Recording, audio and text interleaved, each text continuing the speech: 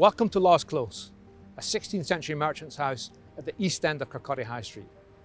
In 1985, when this building was in great distress and in danger of being lost, the Scottish Historic Buildings Trust was set up precisely in order to save it. It was restored by the Trust between 1991 and 2005. The Trust doesn't only conserve buildings. What we're also interested in doing is helping people to engage with our architectural heritage and with our architectural history. Law's Close is a really good example of a building that can help us to do that because it is so rich in its history. This is a house built at the end of the 16th century at a time when Kirkcaldy was one of the most important trading ports in Scotland. It's a time when Kirkcaldy was a wealthy trading town, and this architecture reflects that. This is very high status, high quality, high prestige architecture built for a wealthy merchant. Kirkcaldy is known as the Lang Tun because of its very long east to west high street. And Law's Close sits at the east end of that high street, quite far from the centre of the town. But that does not mean that this was not an important site, because in terms of this building, a merchant's house, it is directly opposite the entrance to Kirkcaldy Harbour, so the perfect place for a merchant to have his dwelling. And indeed this end of the high street had quite a few mercantile houses of this type. The house in this case was built by David and Agnes Law, a merchant in Kirkcaldy. So David Law and his wife would have sat in this building looking at the harbour where their ships brought their fortune to them, trading out of the Forth and across the North Sea.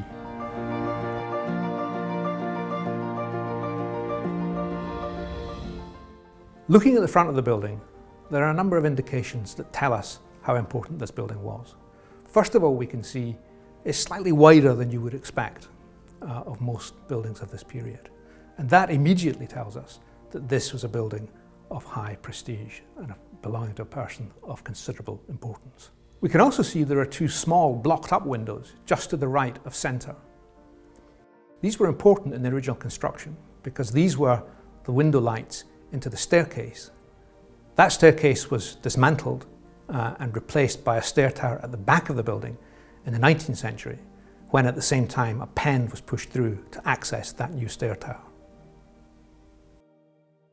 That move happens because by that time the building is no longer a high prestige building, and the internal staircase that was built in the 16th century doesn't work anymore for the way the building has to operate, because in this time, in the 19th century, it becomes subdivided into very small flats, and those flats are accessed from that tower.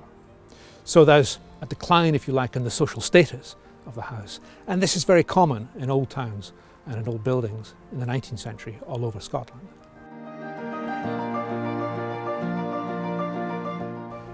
We're now standing in the garden of Law's Close. This is fairly typical of a medieval burgage plot found in cities all over the UK. These are long, narrow strips that sit behind the main building. They would be used in 16th and 17th centuries for supporting the house. So you would grow food here, you might keep animals here. In the walls in this garden there are bee bowls, that's recesses which beehives would be placed in so that you would get bees for honey. What is unusual in this case is that the garden has survived more or less intact. That has allowed us in the conservation project to reinterpret the original medieval garden, or the original 17th century garden, with a modern design. The modern design, though, is complemented by planting that would have been used at the time. So the plants in the garden are essentially productive plants that would have been here in the 16th and 17th centuries. We're now on the first floor of Law's Close, which would be the principal domestic floor in the 16th and 17th century. The way the building is arranged is really in three main rooms. This room is the hall, which would be the main public room of the house. You would enter from the staircase over here, big fireplace lying behind us here, and those windows we see on the outside are looking out towards the sea and towards the harbour. On either side of this public and prestigious room we have two other rooms which are more private, so two chambers on either side. This hall shows what was at one time very typical, but is now quite rare decoration for this period, found in the 16th and in the early 17th century. And that is painted timber ceilings. So plasterwork was not used at this time. Instead, we have beam and board ceilings. That's to say, the underside of the floorboards, of the floor above, and the joists are decoratively painted. In this case, on the floorboards, we have a floral and fruit decoration.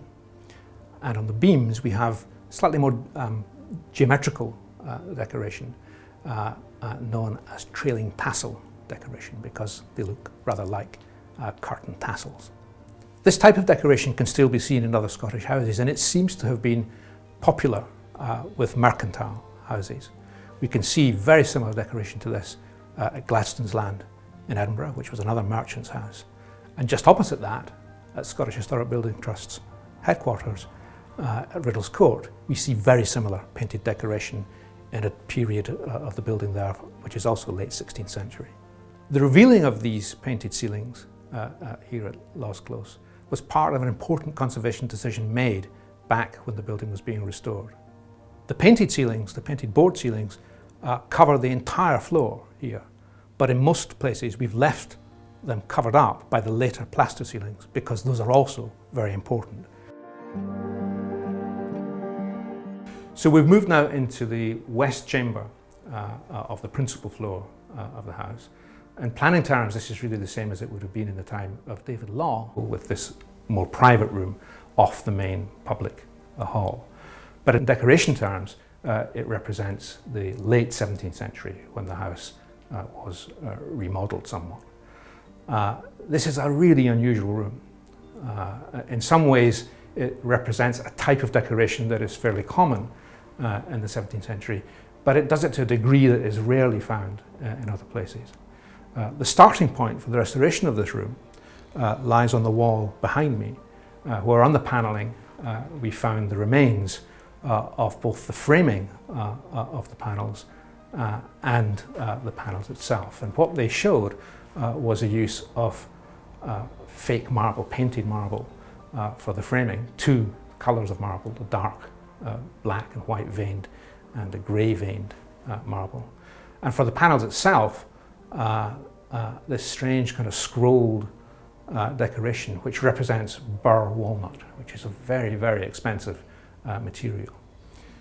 It's not that they couldn't afford burred walnut, because no one could in reality. This would never be found in an architectural setting. But what's happening here is that a material that is used in the most expensive furniture is being represented on the walls of this small room. And all in all, what we have here is a small, intimate, private room of great richness.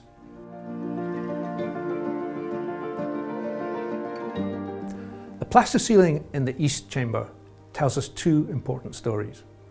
One is architectural, and the other is to do with interior design. When we look at the ceiling, we see that it's in two distinct compartments. And the architectural story that's telling us is that the smaller compartment, towards the front of the building, indicates where David Law pushed the facade of his new building forward from an existing structure on the side. So the line that's drawn across the ceiling is the line of that original building. A more important story, though, is the story of the plasterwork itself. It looks like two quite distinct styles, even possibly two different periods, but it's not. All of this is plasterwork that was done in the 1680s, and it was carried out by the most important plasterer of the Restoration and late Restoration period, an English plasterer called Thomas Albourne. The compartment towards the front of the room looks like plasterwork from the early 17th century, from the 1620s or 30s. The reason it looks like that is because Albourne was still using moulds that had been created at that time, and therefore there's a very strong stylistic similarity between that plasterwork and stuff that was done much earlier.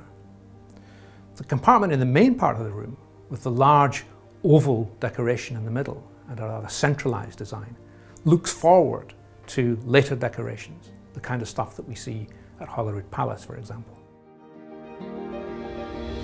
So what we see here in Thomas Alborn's work is a transitional phase of Scottish plasterwork that is both looking back to the early 17th century and is also looking forward to the much more elaborate and sophisticated architectural plasterwork of the later 17th century.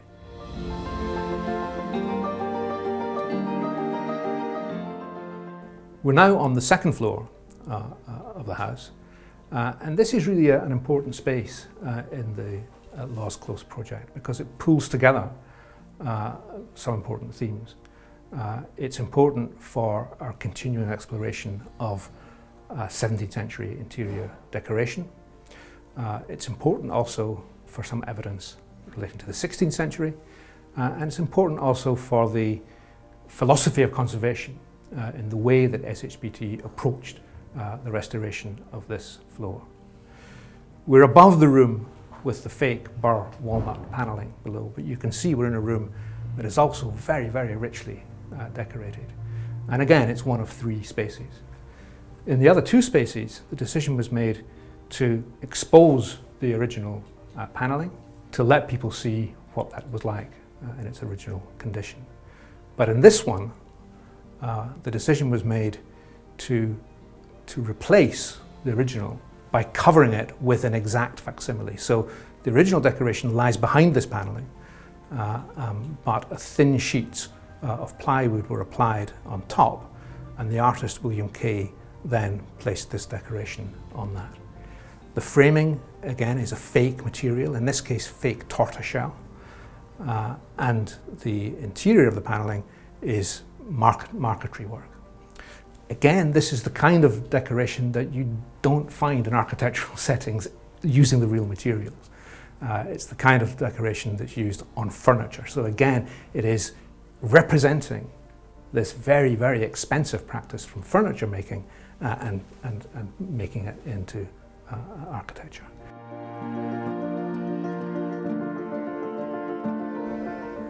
We're now in the middle room of the second floor of Laws Close.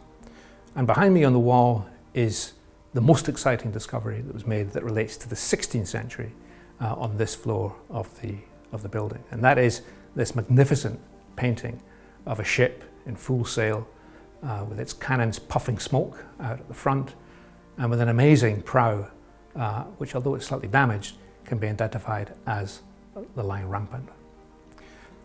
The importance of this is not only in terms of conservation, the fact that we discovered it and conserved it, or in terms of interior decoration or architectural history. It's also important in terms of mercantile history, and indeed, arguably, that's what it's most important for. Because the Lion Rampant really is the clue here. That shows that this is a royal ship, and a royal ship at the end of the 16th century is relating to James VI of Scotland.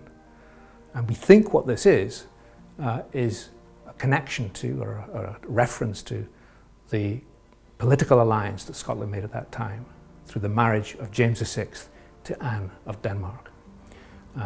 James brought his bride to Scotland, sailing up the Forth in a ship very much like this in 1590. And for a merchant like David Law, this was a triumphant event because that marriage alliance opened up great possibilities for Scottish traders, and particularly Scottish East Coast traders, because it opened up the Strait of Øresund, which is the narrow straits between Sweden and Denmark.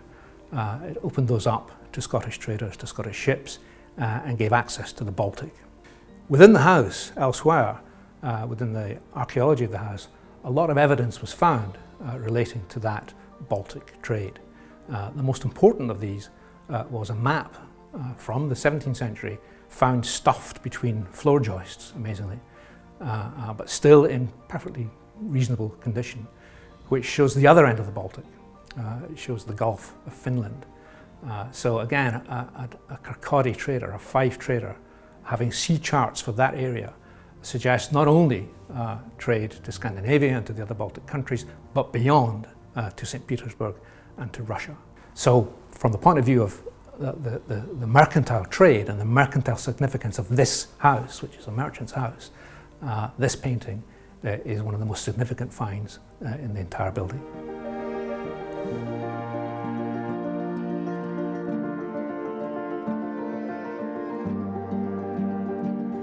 As a merchant's house, Lost Close is of national importance within Scottish architectural history. But as an exemplar of interior design of the late 17th century, it is a building of international importance, sitting here in the High Street of Kirkcaldy. The Scottish Historic Buildings Trust makes information about this house available through our website, through opening the building on Doors Open Day, and through opening the gardens to the public, where you can find interpretation panels explaining the history of the building and its context in the town of Kirkcaldy.